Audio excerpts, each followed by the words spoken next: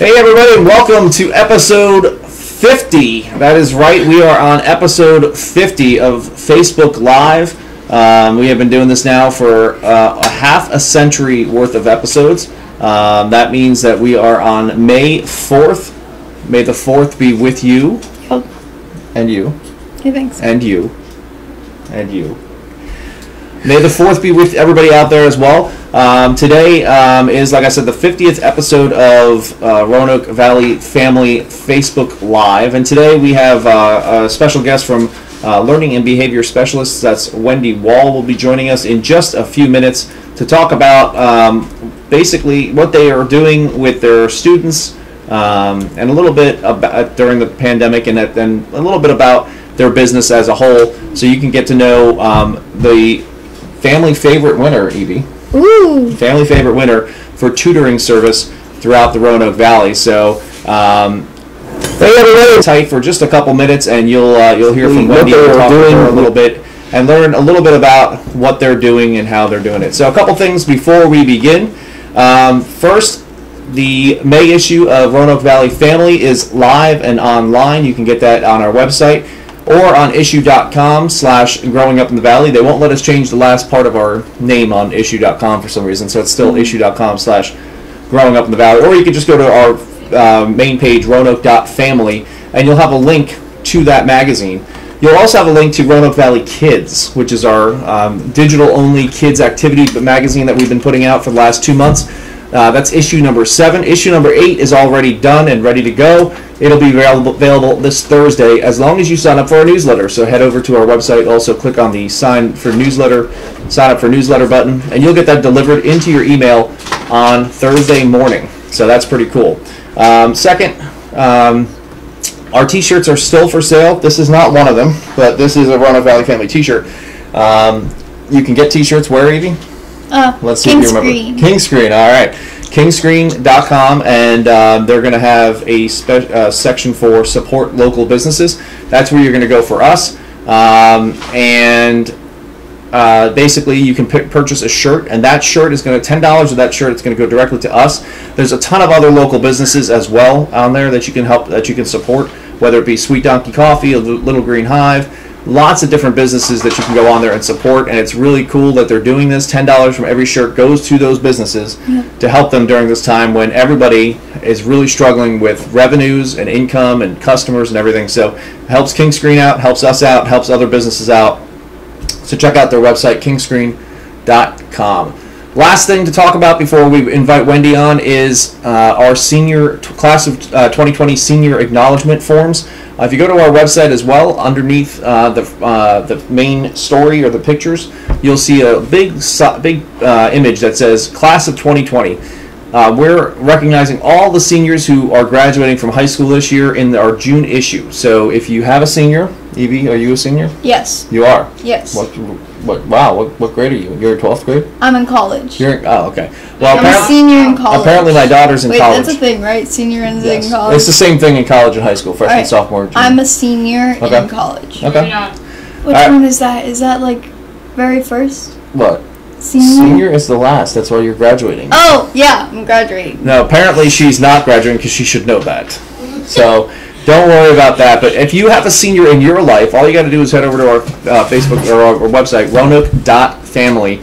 Click the link that says Support Seniors Class of 2020. You can fill out all the information for your senior, send us a picture, and in the June issue, we're going to list all of the seniors throughout the entire region, from Pulaski to Botetourt, all the way down to Franklin County, and we're going to highlight certain ones that you provide to us. So if you have a senior in your life, send them our way, or send their picture our way, and they'll be in the June issue. So with that, we're going to bring in Wendy from Learning and Behavior Specialists, and she will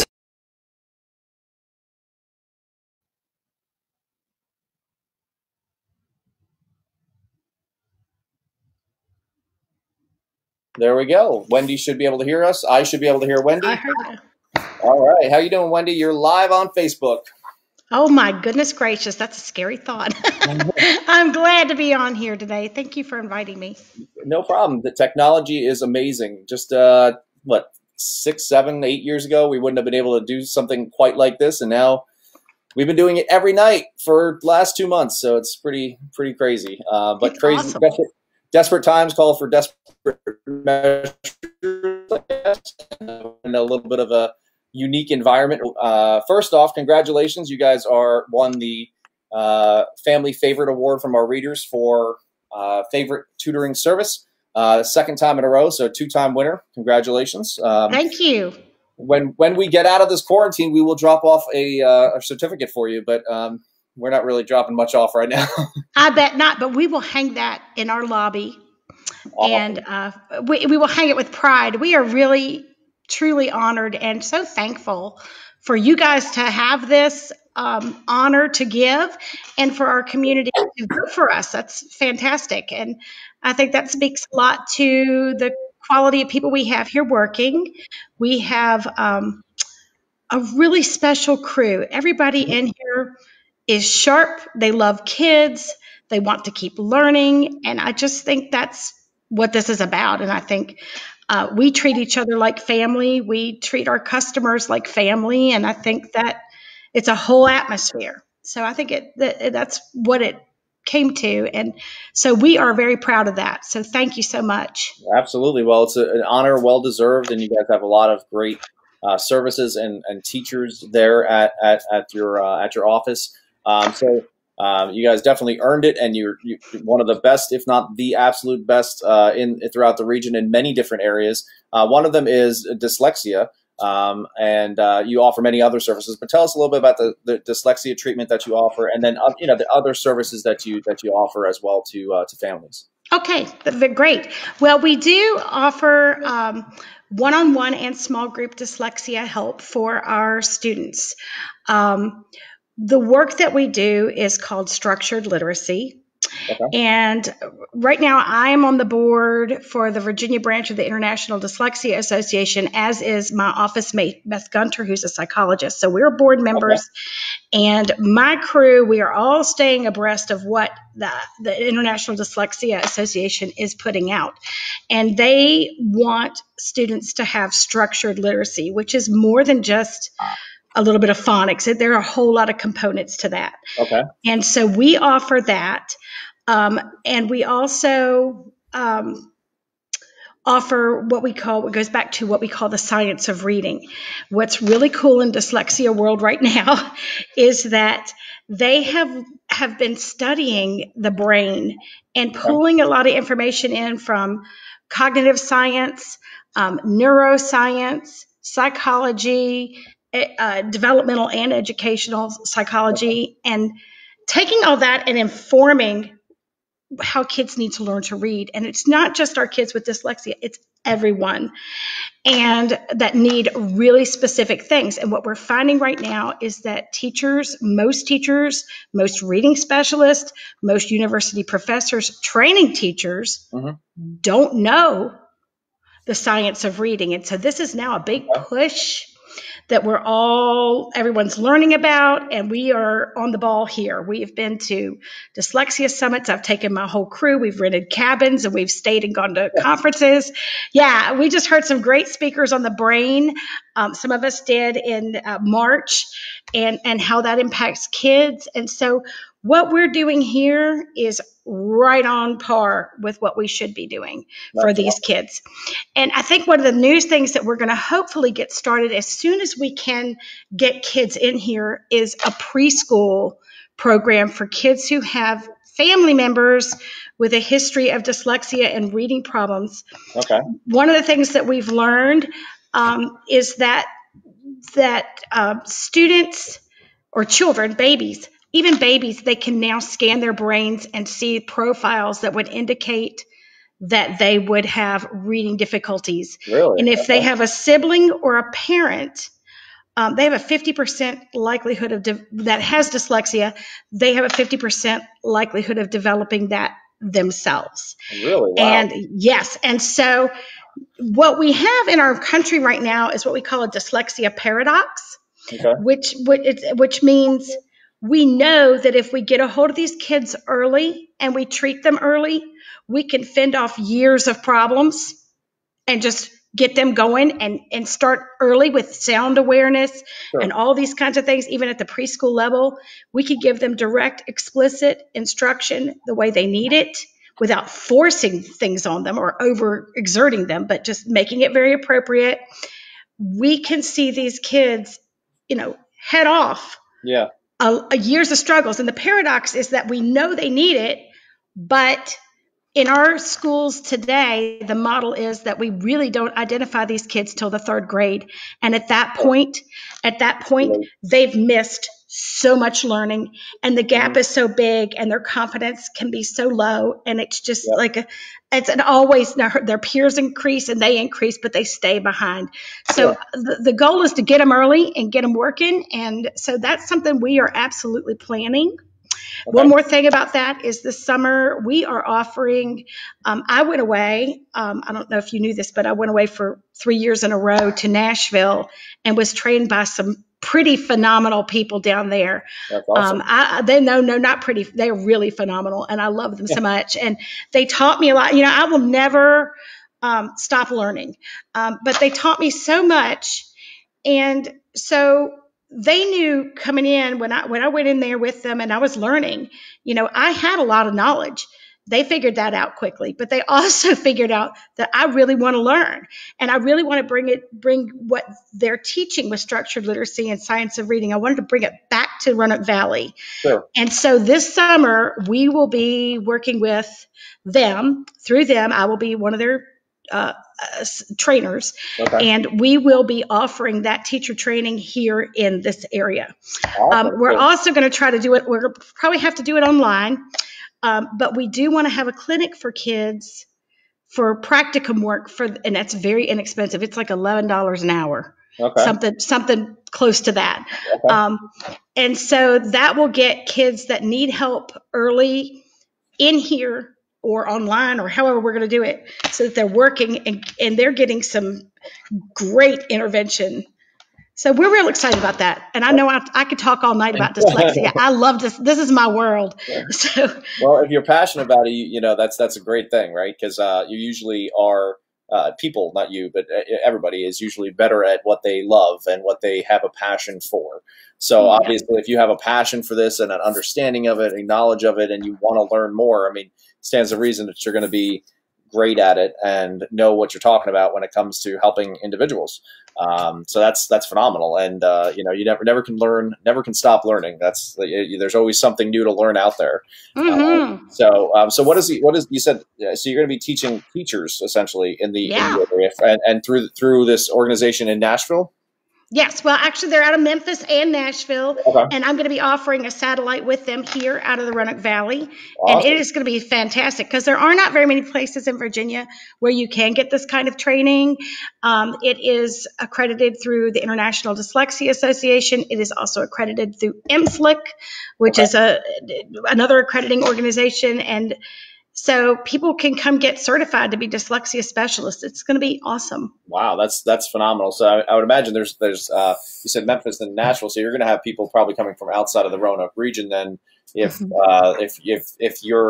it's unique enough where Knoxville is closer to here than it is to Nashville almost. So you got quite a large radius, I would imagine. Yep. Right? Yep. It's really cool. I really feel like it's a blessing to be in with this group. They're amazing. Every single one of them are amazing, and it's just neat to be a part of that. That's awesome. So you're going to have services then for kids and for the teachers that teach those kids. That's phenomenal. That's great. So at this, with a lot of people in school right now, but they're not in school, but they're in school right now. They're learning how to homeschool their own kids, right? God bless them. That's all I got to say. God bless them.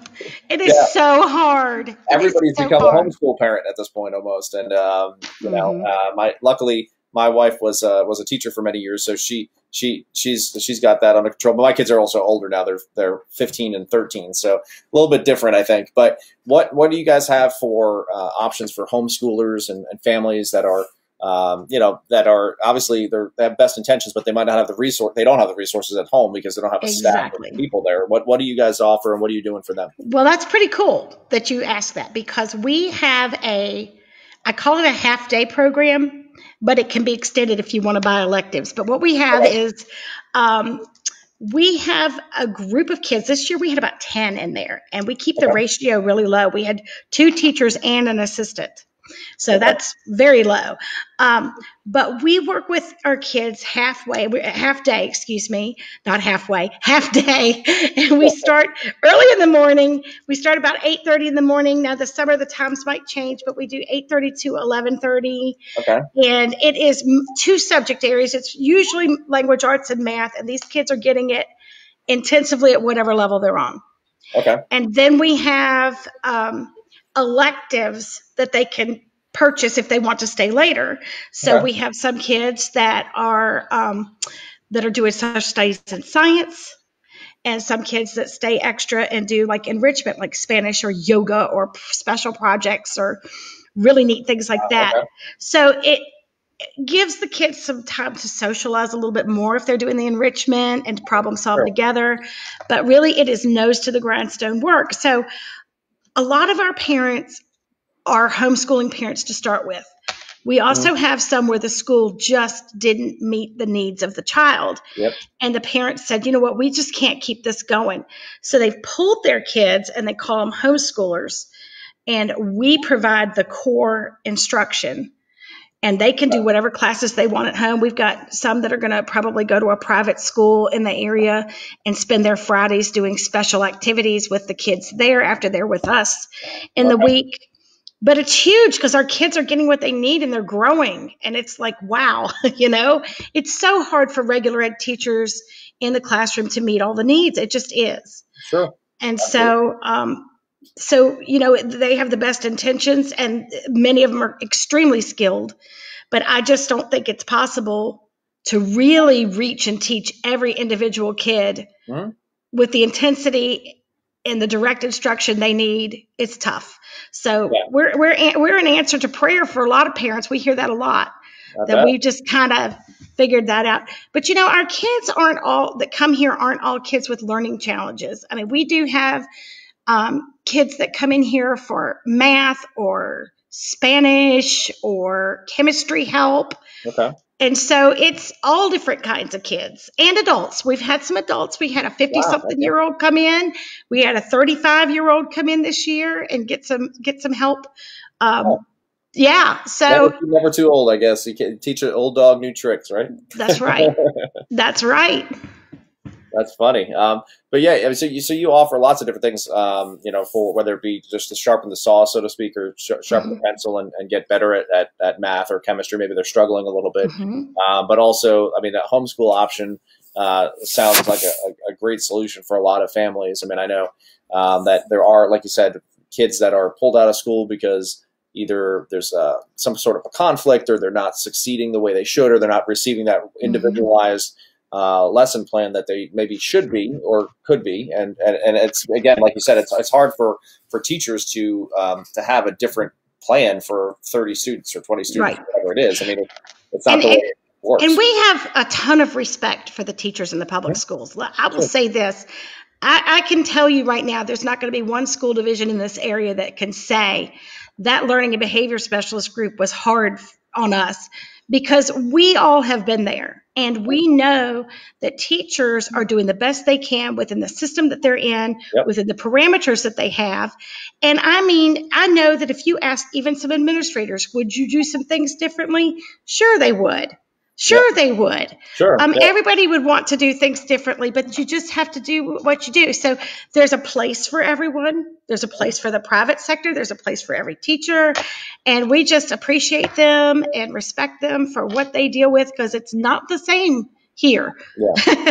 So, we got people that come in here that want to see their kids learn. And they are appreciative of what we do. And so it's a very different thing than, you got teachers that are parents that might be upset or whatever with what's going on in the class. And so it's a different animal. So we love our teachers. In the public schools, we respect you completely. If you're a teacher and hearing this, we have a lot of love for you, because it's a tough job, but it's a great job. Yeah, and you're there to obviously support them and support the families, most importantly, support the families to achieve the results that their kids are capable of and exceed them in a lot of cases. And you know, that's important. Some kids need that extra attention. Some teachers are, you know, literally handcuffed in some cases to not be able to provide exactly what that kid needs, or you know, maybe the resources aren't there. So you guys are there for that. That's awesome. And the homeschool community, which is very large in our region, you know, they that's a great resource for them. Because they don't have that, you know, that reading specialist on hand or whatever it may be, where you guys can help out with that. So that's phenomenal. Now, real quick, before we got a few more minutes before we let you go, you know, what are you guys doing now? I mean, with the quarantine and everything going on, I mean, how is that working for you guys? I know it's tough. It's tough for everybody. I mean, we reproduce a physical magazine, and we've decided, I mean, you know, we're going on live Facebook every day, playing video games and talking to people, because there's not our business and our industry, everything is kind of thrown into a whirlwind. So how are you guys handling that? Are you guys able to make those touch points with the students and everything? Okay, so that's a loaded question, my friend, a loaded question. Okay, first of all, we are seeing our kids online. We just can't, you know, first of all, we've got the governor's restrictions. We can't have people in here. And really, honestly, there are quite a few of us that don't need to be catching this ourselves or giving it to relatives because it could go badly. So we do have everybody at home, and we are waiting for whatever the governor says we need to do to make some adjustments. But it's going to be well into, you know, well down the road. We just can't even predict when right now, but we are doing online, and it's been kind of a mixed bag. We've had some parents just say, we're not even going to do this at all. We've had some parents say, we don't have it in our budget anymore. My husband's job got cut back. And that's a real hard thing for the kids and for the parents, because they know their kids need the help and they want to keep them going, and it's just tough. And so then we've had some kids, many kids that are still with us doing really well in it. Then we have some kids who are so inattentive. God bless them. I love them. But it's just so hard for them to focus. I would imagine, Yeah, it's so hard for them to focus. And if they don't have an adult that's available to sit with them the whole time and make sure they're tuning in, then this isn't working for them. And so we just said, let's just bag that, and we'll do this when it's worth your investment. You know, we want your kid to learn, and you want your kid to learn. And so then we have the one case, and this kid, I love this kid. He's the one case of a child that actually has done better because of the online. He's done better. And what it is he's got a big brother sitting next to him when he's working.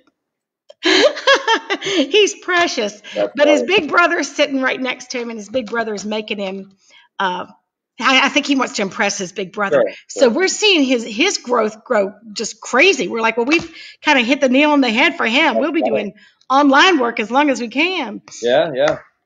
That's funny. I talked to a couple people, not tutoring services, but where the similar things were businesses. Where I've talked to a couple psychologists and different things on the show, and over the course of the last month, and they've actually talked about some people succeeding better in over the camera, and some people, you know, not succeeding, much like what you're saying. And it's really like you're almost finding that there's another avenue maybe to reach some people, and another opportunity to help some people maybe that maybe either didn't have access to get to you, or maybe you know, they didn't learn face to face. Maybe they were less distracted in front of a camera. Yeah, you're right. And I think part of the access point that you just brought up makes me think about, I just had an online exchange with somebody who's in New Jersey. Really? And their tutors, well, it wasn't a tutor, it wasn't a child, but it's a tutor, and their tutors make $110 an hour to do dyslexia treatment. We are nowhere near that here. I would imagine not. We are not.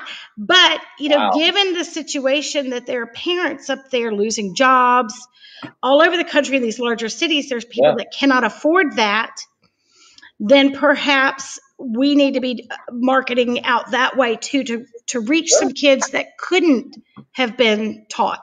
Yeah, well, I mean, if you have an opportunity, I mean, you now, if you see that is a viable option to do this through the internet, you could theoretically expand services to other markets, you know, DC or New Jersey or wherever. Yeah, I mean, I can't imagine paying $110 an hour for my child to get help, but I guess everything's relative. And so that's a lot. And you know, they do say there are some people that will say, and it's very unfortunate, that dyslexia, to really get the right kind of treatment, you have to have money to get that for your kid, and that makes me very sad. And so I think that's why, like, our summer clinic that we might be doing, or that we're planning on doing, whether it's online or whatever, that's economical for families, I think that's going to be huge for a game changer for some kids. So absolutely. Well, we need more resources like that. I mean, there's a lot of kids that don't have access to it, don't have the wherewithal to be able to do it. And if you can provide that to them in any way, shape, or form, and provide that to the teachers that can provide it to them, that's the goal. Yeah, to make sure everybody's getting what they need. And if we can help regular class, like through our training program for teachers, if we can help regular ed classroom teachers really reach their kids, that would be so huge for them, and it would be a game changer for everybody. So absolutely. So before we let you go, let's make sure everybody knows learning and behavior specialists, where can they find out more about what you're offering, what's your website, and then where are you guys located? Make sure everyone knows. I mean, that's visit you now, but you know. Yeah, we're at 820 Apperson Drive in Salem. We are close to the American Legion building. A lot of people see the people out there playing volleyball in the summertime. I don't know if we'll see any of that this year, but yeah. So we are like a few houses from them. We have the neatest building. It looks like a little house. It has pencils on the posts of the building. But it looks like a tiny house, but actually someone had built on, our landlord, who's awesome, had built onto this place, and it's got this massive, wonderful, happy learning center in the back. And so it's great. A little deceiving prize. And our phone number is 389-ABCD. That's easy to remember. 389-ABCD. And our website is learningandbehaviorspecialists.com.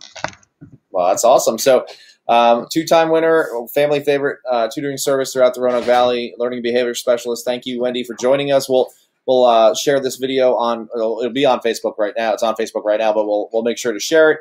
It'll be on our YouTube channel later on in the week as well. So, thanks for joining us and telling us a little bit about what you're doing and what you got coming up in the summer. Thank you so much. Thanks for having me today. Yep. Stay safe. Bye, everyone. Bye.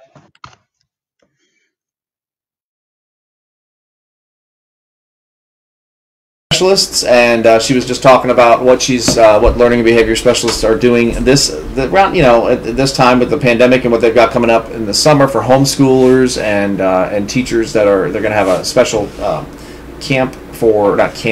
sessions for teachers to help them understand dyslexia a little bit better and provide for their students. So that's awesome. We look forward to that. Before we go, we have to do of course. So first, tomorrow, same time, same bat channel, we'll have Ellen from LFA on talking about her virtual consignment sale. They have their regular event coming up, rescheduled, but they have a virtual consignment sale going on. That's I don't even know. I'm not even sure how that works. So we're going to find out from Ellen how that works. But everybody has emailed me 50 times today. Tons of emails piling up and said 50 times, 50 emails. Who's going to be your number 50 pick for the best Yankee to wear number 50 for 50? Yesterday, everybody agreed with me. Ron Guidry, no doubt about it, was one of the only ones who wear 49. Who's going to be the number 50? And I said, you know what? That's a great question because there's really nobody that has ever worn 50 that has had really much success with the Yankees. I mean, literally, Alan Mills, literally nobody. I mean, look at these names. Ben Hyde, most of these players haven't even played for the Yankees for more than 1 year. Domingo Herman. Isn't that crazy? I can't read it. Yeah, so I'm just gonna go with I'm not even sure. I don't even know who this. Literally, these guys are nobody. So I don't know who this is, but Bill Burback played for the Yankees for 3 years and wore number 50. He's the only person on this list that has played for the Yankees for more than 2 years. There's a couple twos. Jay Howell played for 2 years. Robert Einhorn played for 2 years. Al Closter played for 2 years. But Bill Burback played for 3 years. All and he right. wore number 50. I don't know who he is. I don't know if he's a pitcher. I don't know anything about him. But Bill, congratulations. You're the best Yankee to ever wear the number 50. I don't even know what that means. But that's it. So tomorrow night we'll be back same time for Ellen with LFA. We appreciate you. Hands. Enjoy the beautiful weather before the storms can roll in tonight. Go in your backyard and enjoy the good, beautiful weather. We'll see you tomorrow right here on Facebook Live.